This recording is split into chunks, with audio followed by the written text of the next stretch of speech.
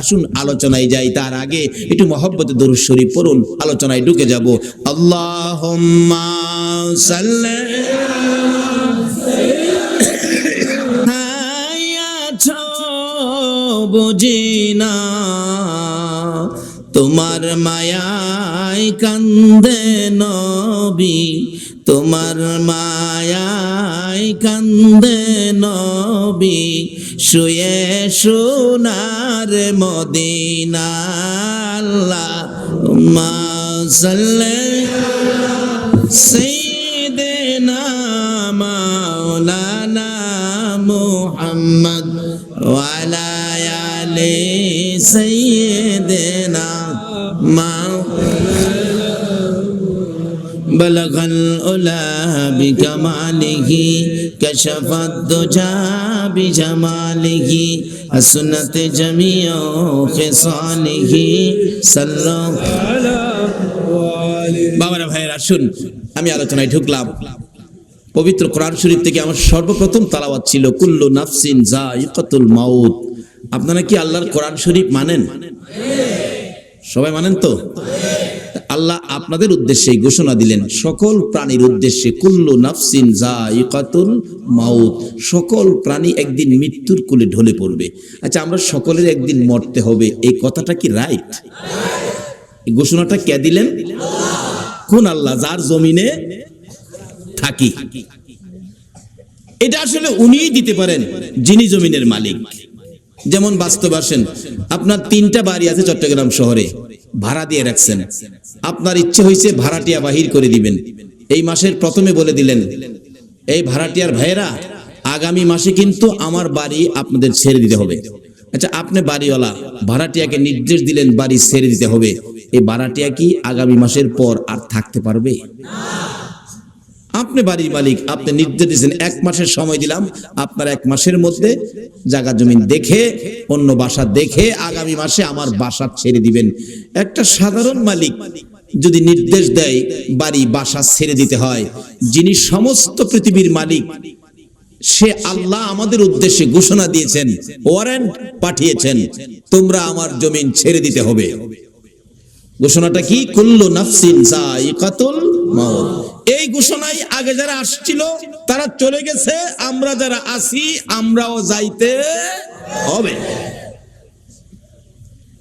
যাইতে যে হবে, আমি আপনাদের কাছে একটা প্রশ্ন রাখি, আপনারা মৃত্যু হয়ে গেলে কোন দেশে যাবেন?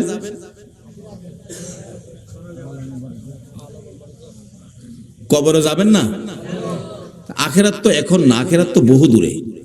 প্রথম কই যাবেন? সবাই বলুন কই? আচ্ছা, কবরে যে যাবেন, কবরের অবস্থা কি জানেন?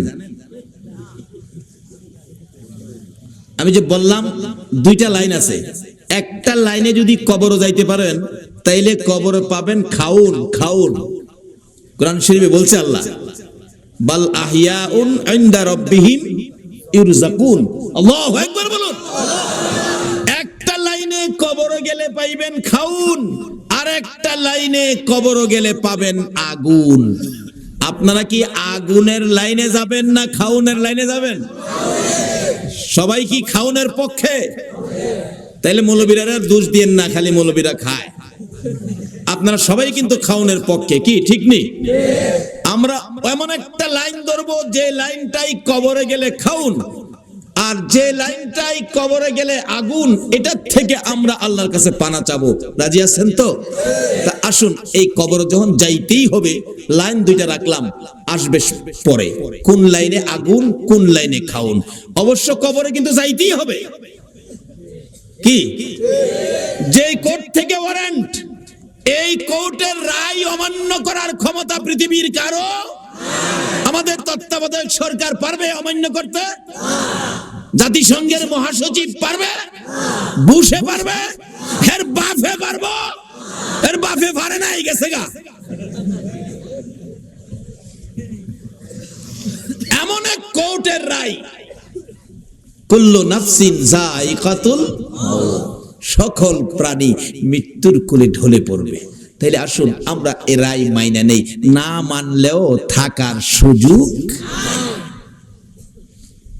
তাহলে মৃত্যুর পরে আমাদেরকে কবর নামের কারাগারে পাঠাবে, কবর নামের কারাগারে পাঠাবে।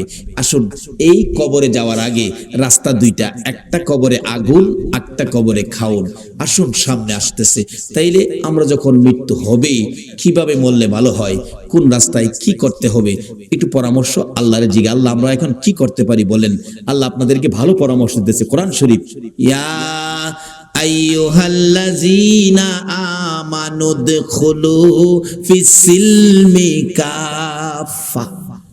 ও বিশ্বাসীরা, ঈমানদাররা, তোমরা পুরোপুরি ভাবে ইসলামের মধ্যে ঢুকে যাও। বলুন, কিসে ঢুকতে বলছে? আমরা তো ইসলামে আছি, আবার কেন ঘোষণা দিল? তাহলে বোঝা গেল আমরা পুরোপুরি ভাবে ইসলামে ঢুকি নাই, কিছু বেজাল আমাদের মধ্যে আছে। এই বেজাল যে আছে এটা বুঝবেন কেমনে যে কোন জিনিসটা বেজাল, কোনটা সঠিক?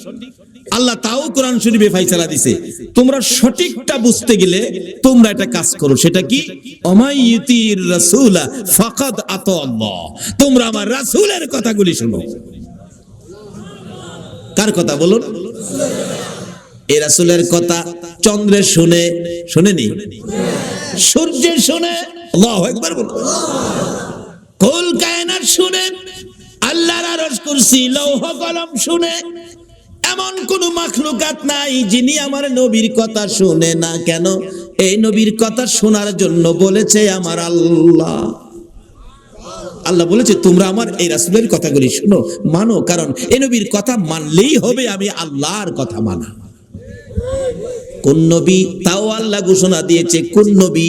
ওমা আরসালনাকা ইল্লা রাহমাতাল লিল আলামিন। যে নবী সকল সৃষ্টির জন্য করুণা, সকল সৃষ্টির জন্য যিনি রহমত। বাবারা, ভাইয়েরা, এই নবীর কথা যদি মানতে পারেন, এই নবীর পক্ষে যদি আসতে পারেন, তাহলে আমার আল্লাহ আপনাকে কি দিবে? বাবারা, ভাইয়েরা, মক্কার ঘটনা বাস্তব ঘটনা।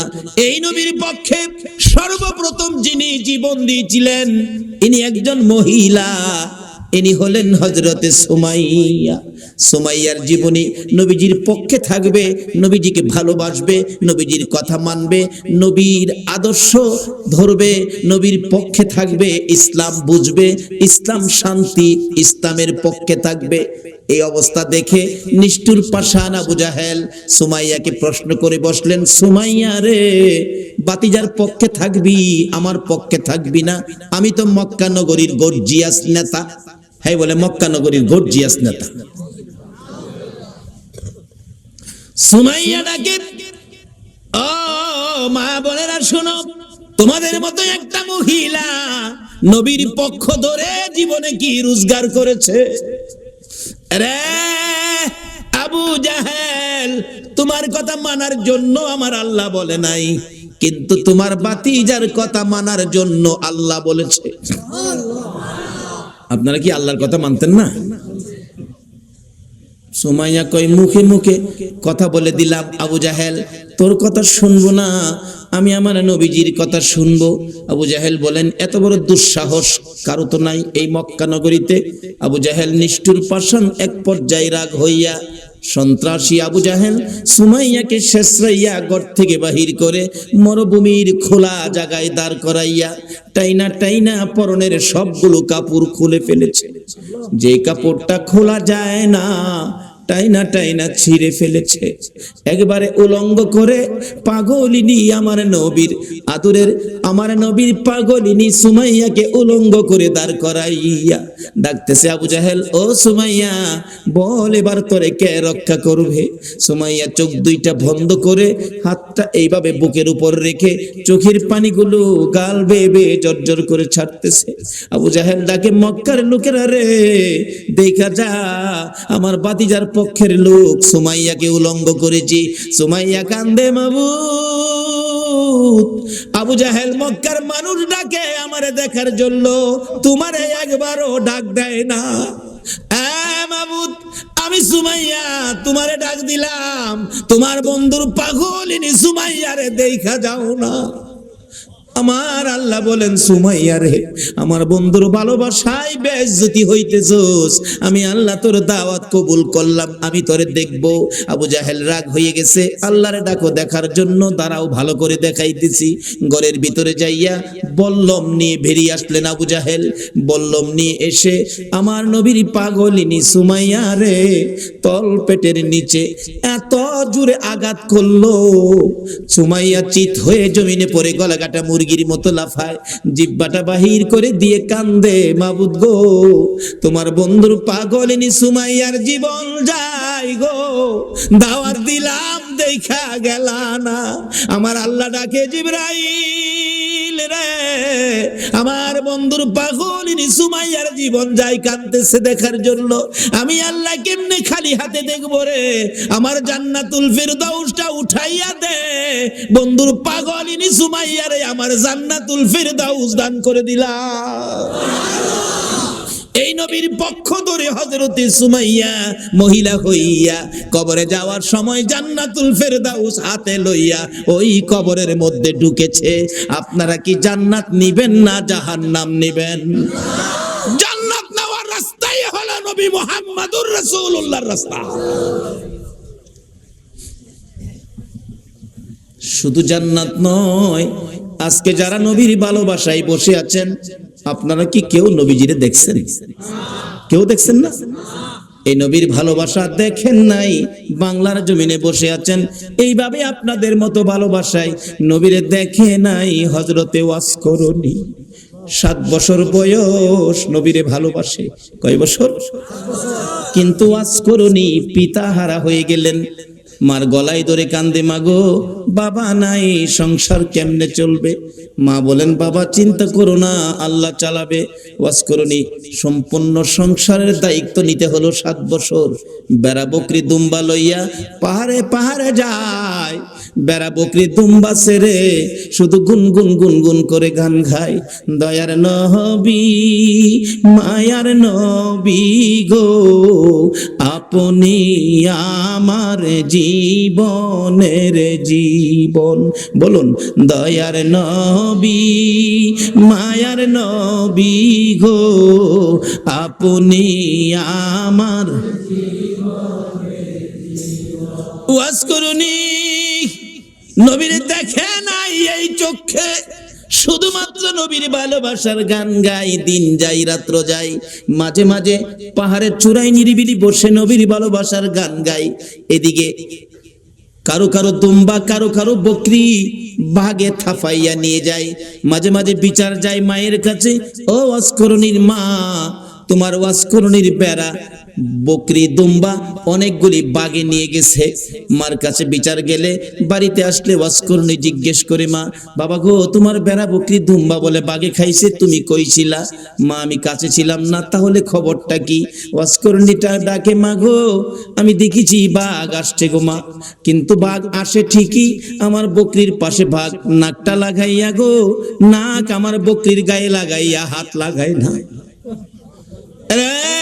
নবীর আশিকেরা গো, যেই নবীর আশিক ওয়াসকরণী, তার বেড়া বকরি দুম্বা জংলার বাগে খায় না, নাক লাগাইয়া হাত লাগাই না।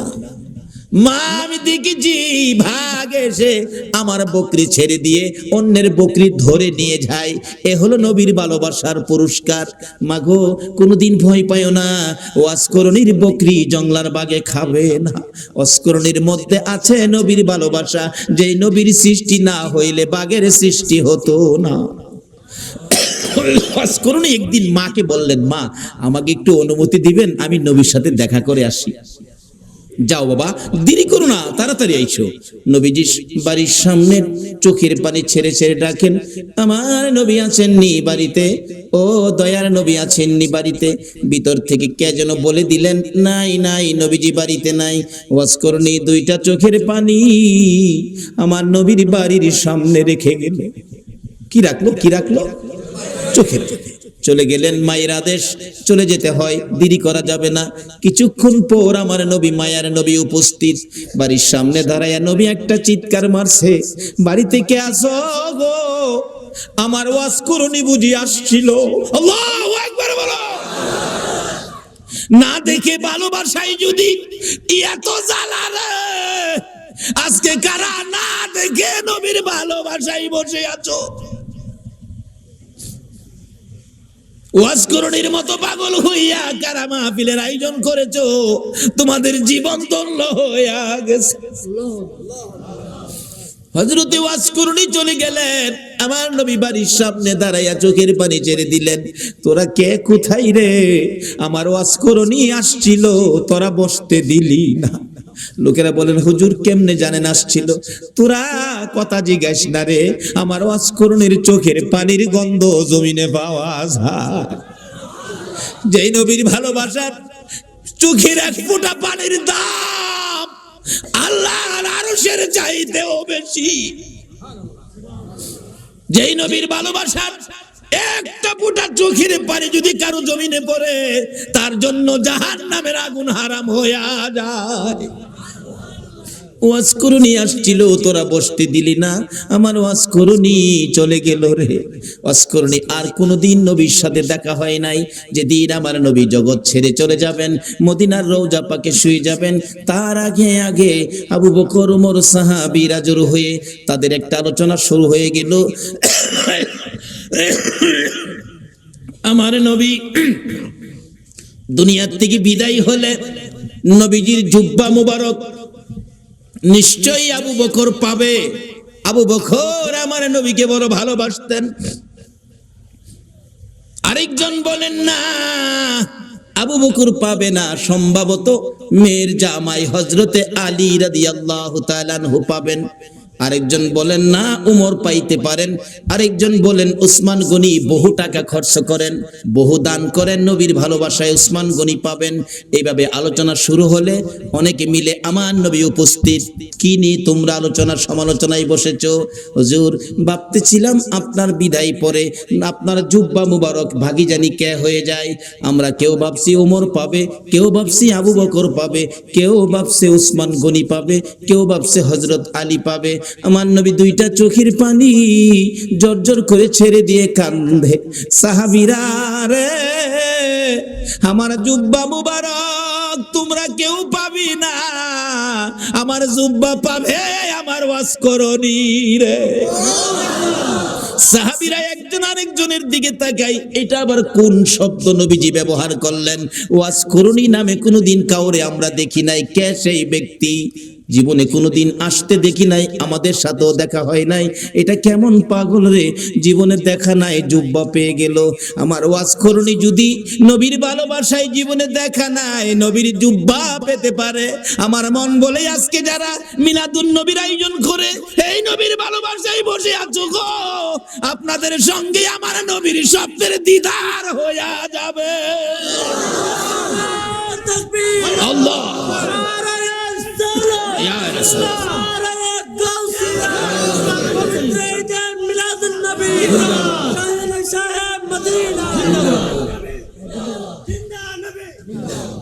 বাবারা ভাইরা, হযরতে ওয়াজ করণীর জন্য আমার নবী জুব্বা বাজেট করেছে না দেখে ভালোবাসায়।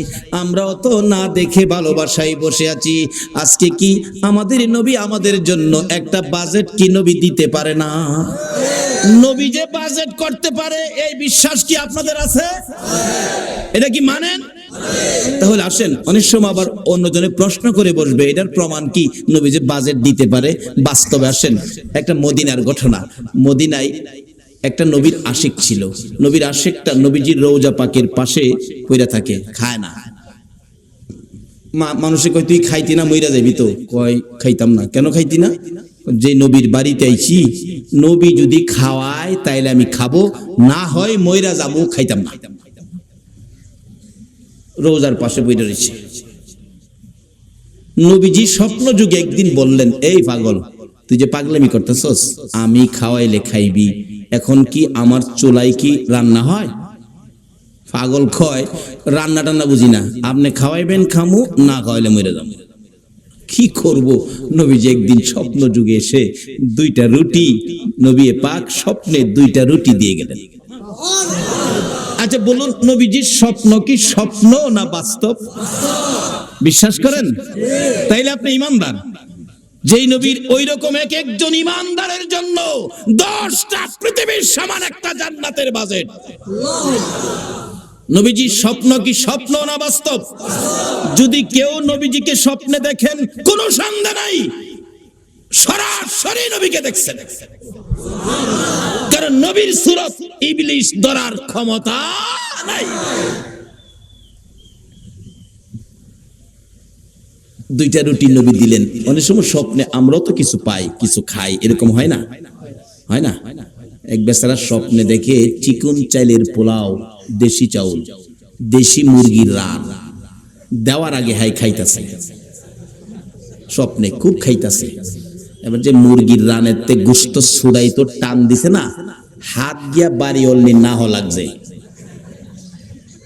বাড়ি অল্লি তো চিল্লানি মারছে, আমারে মাইরা লাইছে রে, মাইরা লাইছে চিল্লানিতে, কিন্তু হ্যার ঘুম ভাঙছে। ঘুম ভাঙছে পরে কই কি হয়েছে, কি হয়েছে? কই তুমি আমার নাক ভাঙ্গা লাইছো। কই দেখ নাক ভাঙলে ভাঙছে, যে একটা খাউন খাইছি। বাড়ি অন্যি কই আমি পাশে এত খাউন খাইলে আমারে কইলা না কি খাইছি তো দেহি। তাড়াতাড়ি করে বাতি জ্বালাইছে, বাতি জ্বালাইয়া দেহে খাতা সিরা মুহ দিয়া থুই রাখছে।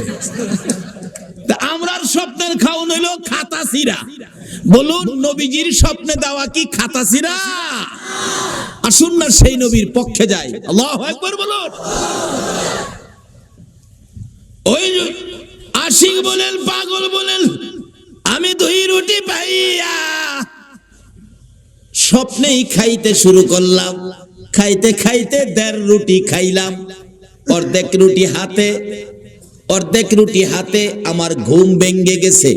ঘুম ভাঙার পরেও দেখি আল্লাহর কসম, নবীর দেওয়া স্বপ্নের রুটির 1.5 রুটি খাওয়ার পর অর্ধেক রুটি এখনো আমার হাতের মধ্যে আছে। বলুন এই নবী এখনো উম্মতের কিছু দেওয়ার ক্ষমতা আছে কিনা? তাহলে আসুন সেই নবীর পক্ষে যাই, সেই নবীর দেখানো রাস্তাটার মধ্যে দাঁড়াই, তাহলে পাবো। নবীকে স্বপ্নে দেখলে এটা বাস্তব। একজন আল্লাহর ওলি, নামটা আমার খেয়াল নাই, খেলে আসলে বসবো, উনি স্বপ্নে দেখে নবীজির সামনে বসা, নবীজি এভাবে দাড়ি মোবারকে খাও যাইতেছেন। এমন সময় একখান দাড়ি মোবারক ভাঙ্গা জমিনে পড়ে গেছে। ওই আল্লাহর ওলি কই হাই হাই, নবীজির দাড়ি মোবারক জমিনে। তাড়াতাড়ি করে হাতে ধরে মুঠের মধ্যে নিয়ে আসছেন। ওনার ঘুম ভেঙে গেছে, দেখে ঘুম ভাঙার পরও হাতের মুঠ বন্ধ। মুঠ খুলে দেখে নবীজির দাড়ি মোবারক। ছিল স্বপ্ন, এখন বাস্তব। হাই হাই, নবীজির দাড়ি মোবারক কই রাখবো, কোথায় রাখবো? জায়গা, ভালো জায়গা কই আছে? এখন না পায়া মাথার টুপির মধ্যে দিয়া সিলাই করে মাথায় রাখে। ওই আল্লাহর ওলি বলেন, নবীজির দাড়ি মুবারক আমার মাথায় থাকার কারণে দিনের বেলা রৌদ্রের মধ্যে রাস্তায় বাহির হলে মেঘের টুকরা এসে আমার মাথার উপর ছায়া দিত।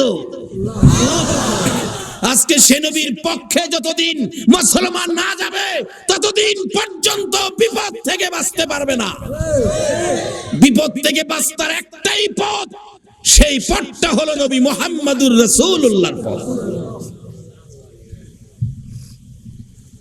যে নবী স্বপ্নে দিলে এখনো দিতে পারে, আচ্ছা সে নবীর পক্ষে আমরা যারা বসে আছি, নবীজি কি আমাদের কিছু দিতে পারে না? তাই বলতেছিলাম, ওয়াজ করুনি নবীর ভালোবাসায় কি পাইতেছে দেখেন, আর আপনাদের জন্য কি বাজে। আমার ওয়াজ করুনিকে আমার জুব্বা মুবারক তোমরা দিয়ে দিও। আবু বকর ওমর প্রশ্ন করে বসলেন, হুজুর ওয়াজ করুনি কে, কোথায় থাকে, পরিচয় কি? আমার নবী চোখের পানি ছেড়ে দিলেন, ও আমার সাহাবীরা শোনো, ওয়াজ করুনি পরিচয় হলো নাম জিগাইলে নাম বলবে না, ঠিকানা জিগাইলে ঠিকানা বলবে না, কিন্তু বুঝবে কেমনে? তার হাতের মধ্যে সাদা অল্প একটু দাগ আছে, এই দাগটা দেখলেই বুঝবি ইনি হলেন আমার ওয়াজ করুনি। লম্বা ঘটনা। আবু বকর ওমর লইয়া, মতান্তরে আবু বকর হযরত আলীকে লইয়া নবীজির জুব্বা মুবারক নিয়ে পাহাড়ে পাহাড়ে ঘুরে ওয়াজ করুনির খবর পাই না। বাবারা ভাইয়েরা, ও বাবারা ভাইয়েরা, আসুন না নবীর আশিক কিভাবে পরিচয় পাওয়া যায়। যাইতে যাইতে কোথাও পাই না, রাখালেরা রে ওয়াজ করুনি নামে কোনো পাগল তোমরা দেখছনি? রাখালেরা বলেন আপনার নাম কি? আবু বকর। ও আবু বকর, ওয়াজ করুনি চিনি না। ওই সামনের পাহাড়ের উপরে নির্জনে একটা পাগল বসে থাকে, নাম কি আমরা জানি না। দৌড়ে গেলেন, দুইজন প্রশ্ন করেন আপনার নাম কি? আমার নাম জিগেলেন, আমি তো আল্লাহর বান্দা। তাইলে কিছুটা ইঙ্গিত পাওয়া গেছে। আরে আপনার নাম কি? আরে বাবা নামটা কি দরকার, আমি আল্লাহর বান্দা, আমি কি মিথ্যা বলছি? কয় না, নামটা বলেন। আমি আখিরি নবীর উম্মত। এমনি ওমর থাফা দিয়ে ডাইনে হাতে ধরছে। যে ডাইনে হাতে ধরেছে, ওয়াজ করনি চোখের পানি ছেড়ে দিয়ে চিৎকার মারছে, ওমর, আবু বকর রে, নিশ্চয়ই তোমরা আমার আখিরি নবীর খবর নিয়ে আইছো। আমার আখিরি নবী ছাড়া আমার এই গোপন খবর কেউ জানে না। আমার নবীর খবর কি? আমার নবী বুঝি দুনিয়ায় নাই রে। ও আবু বকর, ওমর দুইজনে মিলে প্রশ্ন করেন কিভাবে জানেন আপনি? কত সম্পর্ক ছিল, জীবনে কোনোদিন দেখে নাই। কারা গো এই নবীর মিলাদুন নবীর আয়োজন করেছো, নবীর ভালোবাসার রশি মদিনার সাথে লাগাইছো, নিশ্চয়ই তোমাদের সাথে একদিন আমার নবীর স্বপ্নের দিদার হয়ে যাবে। আবু বকর ওমর ডাকে, ও ওয়াজ করনি নাই রে, আমার নবী দুনিয়ায় নাই। এই জুব্বা মুবারক তোমার জন্য বাজেট করেছে। ওয়াজ করনি বলেন আমার জন্য জুব্বা নিয়ে আসছো, এই জুব্বা আমি কেমনে রাখবো রে? আমার নবী নাই, আমি নবীর উম্মতের জন্য কি করব? আবু বকর ওমর প্রশ্ন করেন, আমরা আপনাকে কোনোদিন দেখি নাই, এত বড় বাজেট, এত বড় সম্পর্ক কিভাবে করলেন? আবু বকর ওমর দুইজনে প্রশ্ন করলে হযরতে ওয়াজ করনি ডাকে, আপনারা কি নবীকে ভালোবাসেন? হ। আপনারা ভালোবাসার কি প্রমাণ আছে আমারে দেখান তো। কথা কয় না, কি প্রমাণ আছে? নবীজির উহুদের জমিনে দুইটা দান মোবারক ভেঙেছে, আপনারা কি জানেন? হ জানি। দেখি আপনারা হা করেন। হা করলে, ও আবু বকর ওমর রে, নবীর দান নাই, তোমাদের মুখে দান দেখা যায় রে। কেমন ভালোবাসো? আমি ওয়াজ করনির মুখের দিকে তাকাইয়া দেখো, আমার মুখে একটা দাঁতও নাই। যেদিন শুনেছি আমার নবীর মুখে দাঁত ভেঙেছে দুইটা, আমি পাহাড়ে বসে পাথর দিয়ে ভাঙলাম দুইটা। উপরের দাঁত ভেঙে ভাবলাম উপরের দাঁত না নিচের দাঁত, নিচের থেকে ভাঙলাম দুইটা। এই দুইটা না হইয়া যদি ডান দিকের হয়, ডান দিক থেকে ভাঙলাম দুইটা। ডান দিকের উপরে না হইয়া যদি বাম দিকের দুইটা হয়, বাম দিকের ভাঙলাম দুইটা। এইভাবে আমি ওয়াজ করনি নবীর ভালোবাসায় ভাঙতে ভাঙতে 32টা দাঁত ভাঙলাম রে। নবীর ভালোবাসায় সবগুলো শেষ করে দিলাম। এবার আবু বকর ওমর বলেন, ও ওয়াজ করনি বুঝেছি, তোমার ভালোবাসায় নবী খুশি হইয়া তোমাকে জুব্বা মুবারক বাজেট দিয়েছে। ওয়াজ করনি জীবনে কোনোদিন আমার নবীর দেখা পায় না। এত দূর থেকে যদি ভালোবাসাই নবী পাকের জুব্বা মুবারক পাইতে পারে, আমরা বাংলার জমিন থেকে সত্যিকার অর্থে নবীর ভালোবাসা দিলে আমরা কি নবীর দিদার পাইতে পারি না? বাবারা, কোন নবী? যেই নবীর কথা মানার জন্য আমার আল্লাহ বলেছে কবরে যাওয়ার আগে মুসলমান হও। মুসলমান কিভাবে হবেন, কোন কায়দায় কোন আদর্শে মুসলমান হবেন? আল্লাহ বলেছে তোমরা আমার নবীর কথা মানো। কোন নবী? যেই নবী সকল সৃষ্টির জন্য রহমত। এখন এই নবীর কথা আপনারা মানা দরকার আছে কিনা? তাহলে কবরে গিয়ে পাইবেন খাউন, আর যদি না মানেন কবরে গিয়ে পাইবেন আগুন। কিভাবে আগুন, কিভাবে খাউন? আসুন আমি অল্প সময়ের মধ্যে এটা শেষ করতেছি, আপনাদের কষ্ট হইতেছে না তো?